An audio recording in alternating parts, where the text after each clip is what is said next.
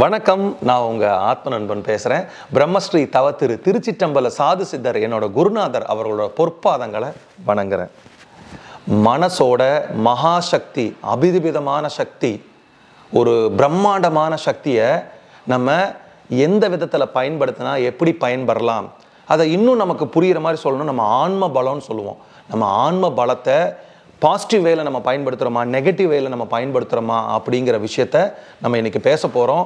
இப்போ நம்ம உலகத்தில் இந்த விஷயம் இருக்குது, ஆன்மீகத்தில் நல்லது பண்ணுறது இருக்குது, இந்த நெகட்டிவாக பிளாக் மேஜிக்கில் சூனியம் வைக்கிறது, வேற வைக்கிற செய்வினை வைக்கிறதுலாம் இருக்குது. பாருங்கள், ஒரு சக்தி அது பாசிட்டிவ் வேலையும் பயன்படுது, நெகட்டிவ் வேலையும் பயன்படுது.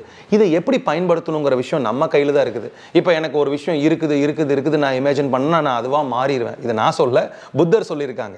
ஸோ அதனால் இப்போது உண்மையாலுமே ஒரு நாட்டில் நடந்த விஷயத்தை வச்சு இந்த மனதோட மகாசக்தியை நம்ம எப்படி பயன்படுத்தணும், எப்படி பயன்படுத்தக்கூடாது அப்படிங்கிற விஷயத்தை நம்ம பார்க்க போகிறோம்.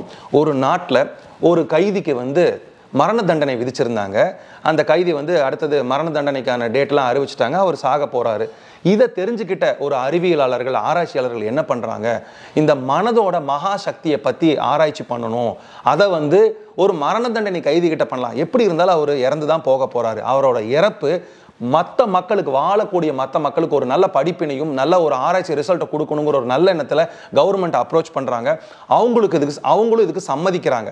சரி, இப்போ இந்த ஆராய்ச்சியாளர்கள் என்ன பண்ணுறாங்க, அந்த மரண தண்டனை கைதியை போய் அப்ரோச் பண்ணுறாங்க. அவரை போய் பார்த்து என்ன சொல்கிறாங்கன்னா, உங்களுக்கு மரண தண்டனை கொடுக்க போகிறாங்க, ஆனால் தூக்கில் ஏற்ற போகிறதில்ல, உங்களுக்கு ஒரு வித்தியாசமான முறையில் மரண தண்டனை கொடுக்க போகிறாங்கங்கிறாங்க. அவர் யோசிக்கிறார், என்ன எனக்கு வித்தியாசமான முறையில் கொடுக்க போகிறீங்களா, என்ன அப்படின்னு கேட்டங்காட்டிக்கு ஒரு கண்ணாடி பெட்டிக்குள்ளே விஷம் நிறைந்த ஒரு பெரிய பாம்பை காமிக்கிறாங்க.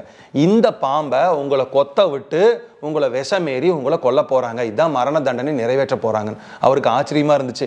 ஏங்க இப்படி பண்ணுறீங்க அப்படின்னு சொன்னதுக்கு அவங்க என்ன சொல்கிறாங்கன்னா, நீங்கள் தூக்கு தண்டனை கொடுத்தா கழுத்தில் அது மாதிரி எல்லாம் ரொம்ப கஷ்டப்பட்டு சாவீங்க, இதுனா உங்களுக்கு ஒரு போட்டு ஈஸியாக போய் சேர்ந்துருவீங்க, இதுதான் பெஸ்ட்டுங்கிற மாதிரி அவரை கன்வின்ஸ் பண்ணிடுறாங்க.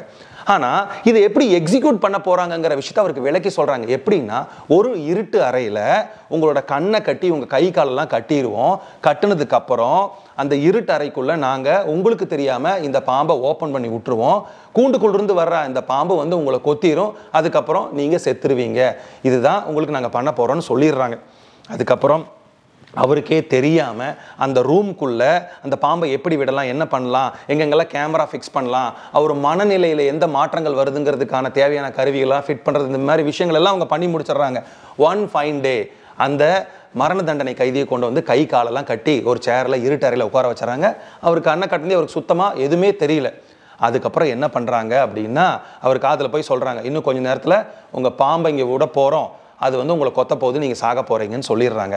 ஆனால் உண்மையாக நடந்த விஷயம் என்னென்னா, நமக்கு பிரமிப்பில் ஆச்சரியப்படக்கூடிய விஷயம் என்னென்னா, அவங்க பாம்பை அந்த ரூம்குள்ளே கொண்டு போகவே இல்லை. அதுக்கு பதிலாக கொஞ்ச நேரம் கழித்து அமைதியாக ஒரு பர்சன் போய், ஒரு மனிதன் போய் 2 ஊசிவை, அதாவது பாம்பு இப்படி கொத்துச்சுன்னு வச்சுங்களேன், 2 இடத்துல இப்படி சொல்லுன்னு படும், அதே மாதிரி 2 ஊசியை எடுத்து அவரோட கால் பகுதியில் இப்படி சுருக்குன்னு இப்படி குத்துன மாதிரி குத்திட்டு மெதுவாக வந்துடுறாங்க. இப்போ அந்த மரண தண்டனை கைதி என்ன நினச்சிட்டு இருப்பாரு, பாம்பு தன்னை கொத்திருச்சுன்னு நினச்சிட்டு இருப்பாரு. இப்போ படத்தோட கிளைமேக்ஸ் வந்துருச்சுன்னு நினச்சிக்கோங்க. இப்போ பாம்பு உண்மையாக அந்த மரண தண்டனை கைதியை கொத்தலை, இவங்க சும்மா ஊசியில் இப்படி தட்டிட்டு வந்தாங்க. இப்போ நீங்கள் நினச்சி பாருங்கள், இப்போ இந்த விஷயத்தை உங்கள் கையில் விடுறேன், இப்போ அவர் இறந்துருக்கிறாரா இல்லையா? இப்போ சாதாரண மனிதனா அவன் இறந்துருக்கிறதுக்கு வாய்ப்பே இல்லை. ஏன்னா ஊசியில் இப்படி குத்திட்டு வந்துட்டாங்க, அதனால் இறந்துருக்க மாட்டான். ஆனால் நடந்தது ரொம்ப ஆச்சரியப்படக்கூடிய விஷயம் என்னென்னா, அந்த மரண தண்டனை கைதி இறந்துட்டான். இந்த மரண தண்டனை கைதியை கொண்டு போய் ஹாஸ்பிட்டலில் போஸ்ட்மார்ட்டம் பண்ணுறாங்க. அங்கே இன்வெஸ்டிகேட் பண்ணுறாங்க, அட்டாப்சி ரிப்போர்ட்ஸ் எல்லாம் எடுத்து பார்க்குறாங்க. பார்த்தா அதில் ஒரு அதிர்ச்சிகரமான தகவல் இருக்குது. என்னன்னா, உடம்பு கீழிருந்து மேல் வரைக்கும் விஷம் ஏறி அவர் ஒரு உயிர் பிரிஞ்சிருக்குங்கிற ஒரு ரிப்போர்ட்டை கொடுக்குறாங்க. அதிர்ச்சி அடையக்கூடிய அந்த ரிப்போர்ட்டை பார்த்து ஆராய்ச்சியாளர்களும் போலீஸ் டிபார்ட்மெண்ட்டும் அரசாங்கமும் அதிர்ச்சிக்குள்ளாகுது. பிரியமானவர்களை, இதிலிருந்து நாம் தெரிஞ்சுக்க வேண்டிய விஷயம் என்னென்னா, அந்த மரண தண்டனை கைதி பார்த்தீங்கன்னா மனதால் ரொம்ப மன பலத்தால் ஸ்ட்ராங்காக இருந்திருந்தான்னா கண்டிப்பாக அவனுக்கு மரணம் நிகழ்ந்திருக்காது. ஏன்னா அங்கே பாம்பே கொத்தலை.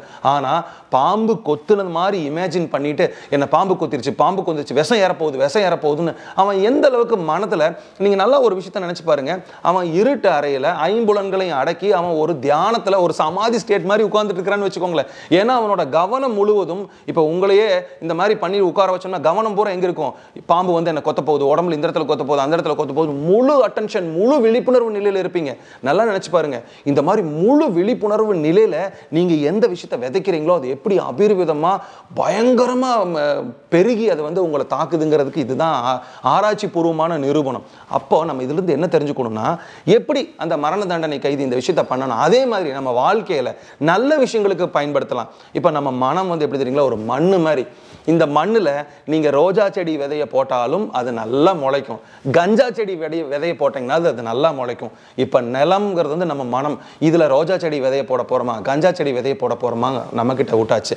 என்னென்னா ஆன்ம பலத்துக்கு காரணம் மனம் தான் ஆன்ம பலத்தை வந்து தூண்டுது. அதனால் நம்ம பாசிட்டிவாக நடக்கக்கூடிய விஷயங்களை நல்லதாக நடக்கும், எனக்கு நல்லதே நடக்கும், நல்ல மனிதர்களை பார்ப்பேன், நல்ல விஷயங்களை பார்ப்பேன், இதெல்லாம் நினச்சிட்டே இருந்தோம்னா நல்ல விஷயங்கள் நடக்கும். நம்ம ஆன்ம பலத்தை நம்ம பெருக்கணும்னு சொல்லிட்டு இன்னொரு நல்ல சந்தர்ப்பத்தில் சந்திக்கிறேன். நன்றி, வணக்கம்.